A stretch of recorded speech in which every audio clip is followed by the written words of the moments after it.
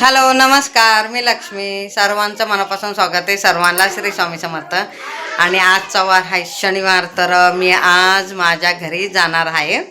तर घरी जाणार म्हणजे साताऱ्याला जाणार आहे. तर अजून तयार व्हायचे. अजून किती वाजले सांगते तुम्हाला. किती वाजले? 6 वाजलेत. तर तयार व्हायचे, तर निघणार आहे. तर पॅकिंग केली आहे आणि कार्तिकची पण तयार झाली. तुम्हाला दाखवते. यो बघा कसं लोळा लागले. आज कपडे पण घातले. लोळू नको म्हटलं तरी कंटाळा आला म्हणते. तर आता ह्यो तयार झालाय आणि माझी बॅग पॅक करून झाली. ही एक बॅग आहे, ही एक बॅग आहे आणि हा ड्रेस घालणार आहे म्हणून वरती काढून ठेवले. आणि इथं ही एक बॅग. असे टोटल 3 बॅग आहेत.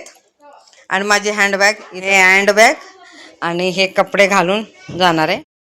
थोड्या वेळातच निघणार आहे मी. तर आता मी तयार होते. तर गाऊन घातले, आता मी ड्रेस घालते.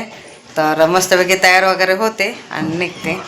चलो बाय. आणि थोडंसं घरात तर सगळं काम झालं आहे आणि थोडंसं जेवते. जेवण झाल्यानंतर मग निघते. बाय. हे बघा मी तयार झाली आता. तर आता थोड्याच वेळात निघते. तर मेकअप कसा झाला मला नक्की कमेंटमध्ये सांगा. तर गरम तर खूप होते म्हणून मी असं बुचडा बांधलं.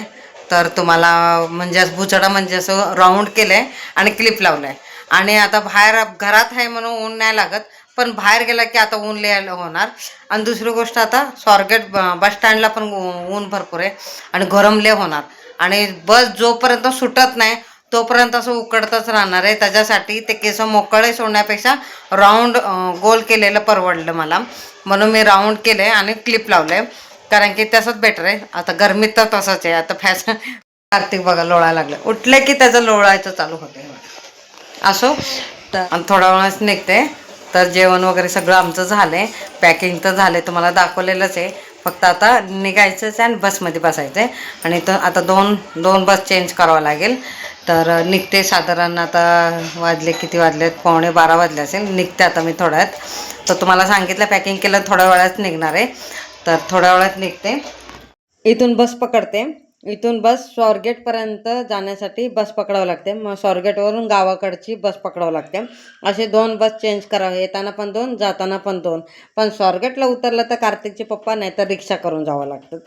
शक्यतो मी कार्तिकच्या पप्पालाच बोलवते, कारण की रिक्षावाला परत एवढं लांब खाली जाण्यापेक्षा कार्तिकच्या पप्पालाच बोलवते. इथं बघा बसमध्ये बसले आणि गर्दी नाही काय नाही. मस्त की फोटो वगैरे काढले. बसायला सीट छानपैकी आम्हाला दोघांना एका साईडलाच भेटलं. त्याच्यानंतर गर्दी नाही काय नाही, एकदम मस्त. एसीची बस आहेत. पुण्याला म्हटलं तर एसीचेच बस आहेत, दुसरं कोणतेच बस नाही.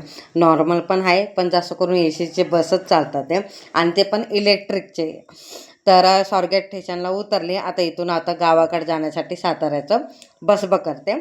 तर सोडायला जास्त माझ्याकडे सामान असलं तरच मम्मी येते. कमी सामान असलं की मम्मी येत नाही. तर मीच नको म्हणते, कारण की परत इथून एवढं लांब तिथं जाण्यापेक्षा तिकडच्याच बसस्टॉपवरून बाय केलं तरी ले झालं. म्हणून मम्मीला एवढं ऊन ले आहे म्हणून नको म्हटलेली. आणि शक्यतो मी घेऊन येत नाही, मी एकटीच येते. मी आणि कार्तिकच येतो. सामान जास्त असतं ते किंवा कमी असतं. साताऱ्याची बस भेटली आणि आम्हाला ना पुढची सीट भेटली. आणि तुम्हाला एक मजा सांगते, की जेव्हा मी स्वारगेटवरून साताऱ्याला जात असते ना, तेव्हा मला पुढची सीट भेटते. आणि जेव्हा मी साताऱ्यावरून पुण्याला जात असलं तर आधीमध्ये भेटते. आणि शक्यतो मला आता हे सातारा म्हणजे पहिली सीट भेटते. मी लय वेळा बघितले, नोटीस केले. आता एवढं वर्ष मी प्रवास करते, मी पुढची सीटच घेते, मी मागची सीट घेत नाही. कार्तिक लहान असताना मी पुढची सीटच घेत होती, कारण की उतरायला बरं पडत होतं म्हणून. आता मोठं झालं म्हणजे आधीमध्ये भेटले तरी चालते, पण इथून गावाकडे जाताना मी पुढची सीटच घेते.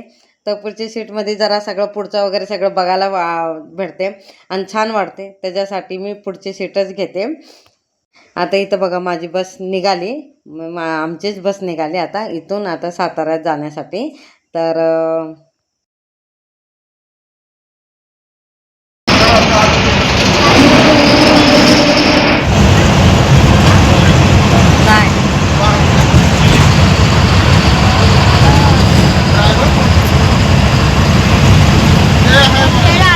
कार्तिक बघा कसं लोळा लागलाय.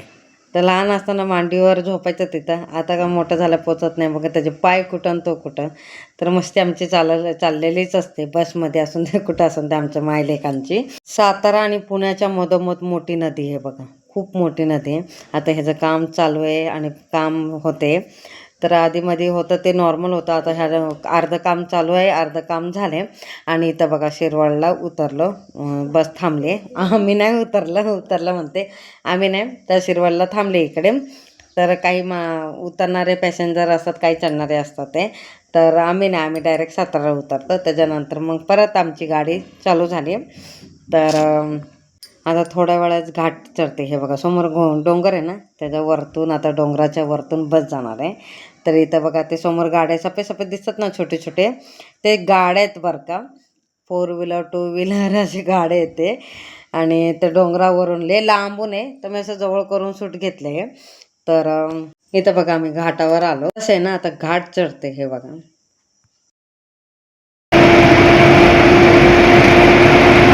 घाट संपल्यानंतर एका ठिकाणी हॉटेलला थांबले जेवायला. तर आम्ही, तर तुम्हाला माहिती आहे, जाता येता आम्ही खात नाही, पियत नाही, काहीच नाही. थम्सअपची तेवढी बॉटल घेतो, त्याच्यानंतर तेवढंच, बाकीचं काही नाही. तर मस्त की बॉटल घेतली आणि बसमध्ये येऊन थांबले. त्याला एक बॉटल, मला एक बॉटल घेतली आणि पिलो. पियत आता बस निघाली. तर जेवायला कुठं थांबले माहिती का, भुईजच्या अलीकडे. त्याच्यानंतर भुईज बस स्थानक लागते. हे बघा तुम्हाला दाखवलं आहे बघा. आणि त्याच्यानंतर आता इथून जाणार आहे.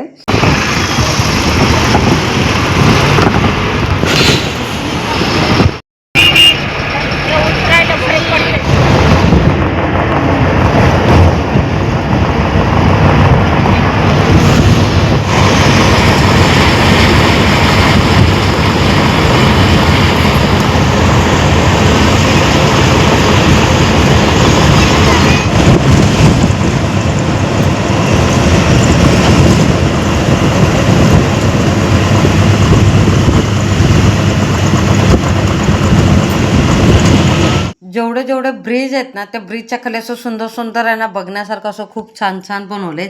आणि ते जवळपास राहतात ना बिल्डिंगमध्ये ब्रिजच्या, मग त्यांना खेळायला वगैरे छान आहे ते ब्रिजच्या खाली. पुण्या मुंबईला पण ना ब्रिजच्या खाली आहे ना, असं सुंदर सुंदर बनवलेलं असतं गार्डन वगैरे, असं नाही तर बघण्यासाठी खेळण्यासाठी असं सुंदर बनवलेलं असतं. तर फायनली बघा मी घरी आता पोचते, कारण की मेकअप बघा माझा कसा झाला अवतार, गरमीमुळे पूर्ण असं पिकडले. तर हा व्हिडिओ तुम्हाला कसा वाटला तर मला नक्की कमेंटमध्ये सांगा. आवडला असेल तर लाईक शेअर सबस्क्राईब करा. सगळ्यांना श्री स्वामी